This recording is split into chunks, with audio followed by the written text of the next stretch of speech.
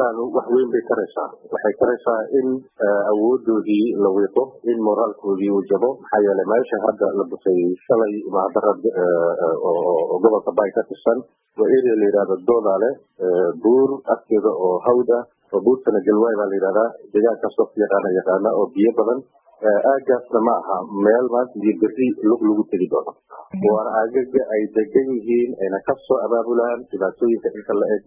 la eg ee ummadda ay ku geystaan hadday ahaan lahayd weeraro ay ku qaadaan xarumo ciidameed ama hadday ahaan lahayd weeraro ay ku qaadaan xarumaha shacabka ay ku laayeen dhacdooyinkii lasoo dhaafay oo kale marka mar walba sayntaasu waxay taraysaa ama kaabaysaa dagaalka lagula jiro ee nimankaas cadowga ah oo dagaalkaasna uu noqon doono mid dabcan time ku qaadan doono suurtagal weeye sida cabdishiduu sheegay in 10 sano kale lagu sii aragtidaydu waa kaabaysaa waxbayna ka taraysaa already waa la dareemaya wax ay tarayso maxaa yeelay hal mar keliya haddii 170 iyo 12 gaadiid ah qiimo loo geystay looga gubay taas waxay wiiqaysaa moraalkoodii iyo